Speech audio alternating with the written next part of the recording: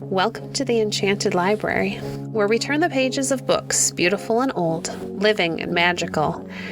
It's time to curl up, get cozy, and join us on an adventure.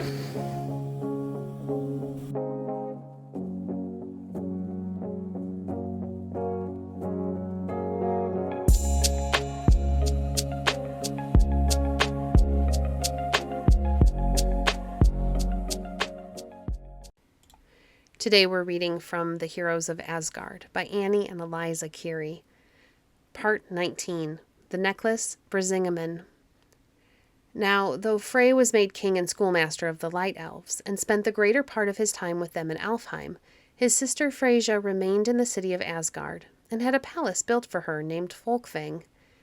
In this palace there was one very beautiful hall, Sesamnir, the roomy seated, where Freyja entertained her guests. And she always had plenty of them, for everyone liked to look at her beautiful face and listen to her enchanting music, which was quite superior to anyone else's.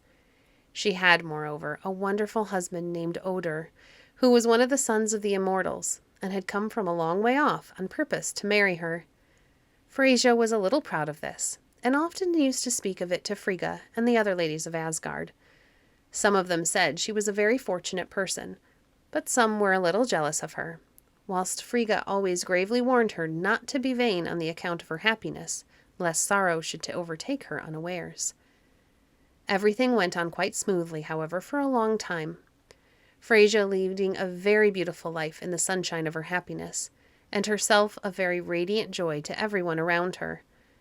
But one day, one unlucky day, Freyja, this fair and sunshiny young Vanna, went out alone from Asgard to take a walk in Alfheim. She hoped to meet somewhere thereabouts her dear brother Frey, whom she had not seen for a long time, and of whom she wanted to ask a very particular favor. The occasion for it was this. Heimdall and Aegir were expected to dine at Valhalla the next day, and Freyja and her husband were invited to meet them. All the lords and ladies of Asgard were to be there. Njord, too, was coming, with his new wife Skadi, the daughter of a giant. "Everyone will be beautifully dressed," said Freyja, "and I have not a single ornament to wear." "But you are more beautiful than anyone, Freyja," said her husband, "for you were born in the spacious Windhome." "All are not so high-minded as you, Oder," answered his wife, "and if I go to Valhalla without an ornament of any kind, I shall certainly be looked down upon." So saying it, Freyja set off, as I told you, to Alfheim, determined to ask of her good-natured brother a garland of flowers at least.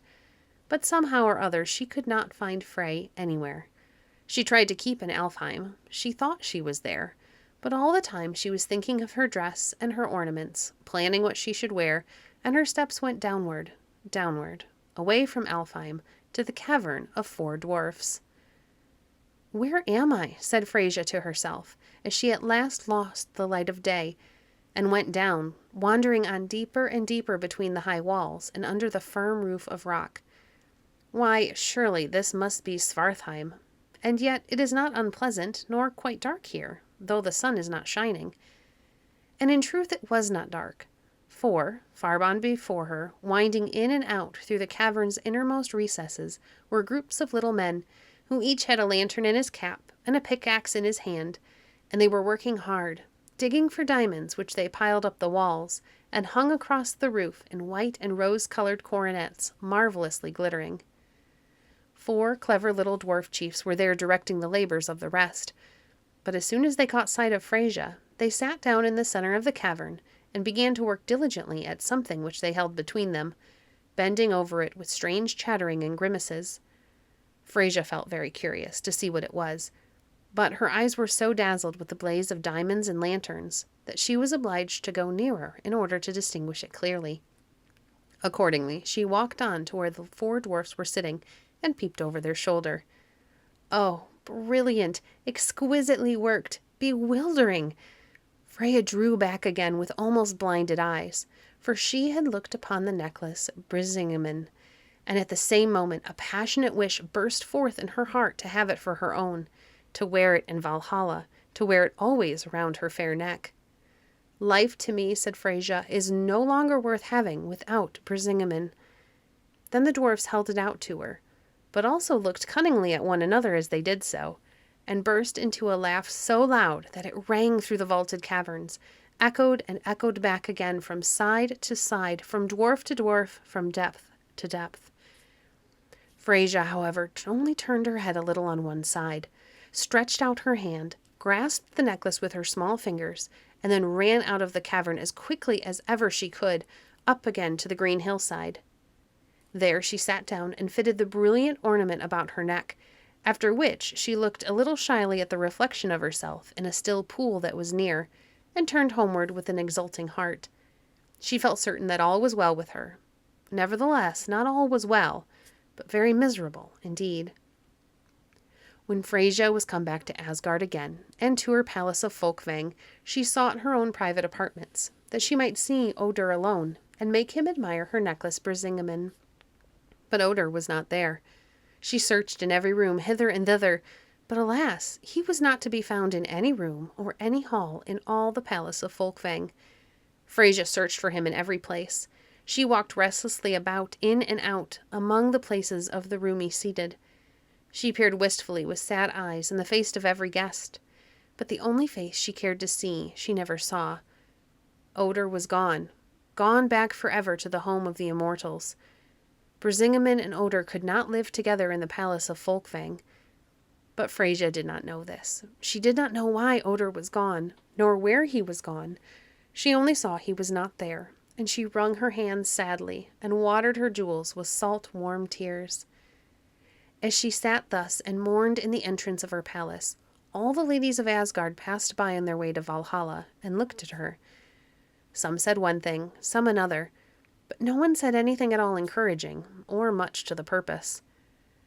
Frigga passed by last of all, and she raised her head with a little severe shake, saying something about beauty and pride and punishment, which sank down so deeply into the heart of the sorrow-stricken young Vanna that she got up with a desperate resolution, and presenting herself before the throne of Asa Odin, spoke to him thus: "Father of Aesir, listen to my weeping, and do not turn away from me with a cruel frown. I have searched through my palace of Folkvang, and all through the city of Asgard, but nowhere is Odir the immortal to be found. Let me go, Father Odin, I beseech you, and seek him far and near, across the earth, through the air, over the sea, even to the borders of Jotunheim." And Odin answered, "Go, Freyja, and good fortune go with you." Then Freyja sprang into her swift, softly rolling chariot, which was drawn by 2 cats, waved her hand as she rose over the city, and was gone. Thank you for joining us today. If you enjoyed today's episode, please leave a review on your favorite podcast platform and share our podcast with a friend. Visit our website at www.enchantedlibrary.net to see our past books or to connect with us on Facebook. If you'd like to support the work we do, you can visit our Patreon page at patreon.com/enchantedlibrary. We appreciate your support. Until next time, friends, happy reading.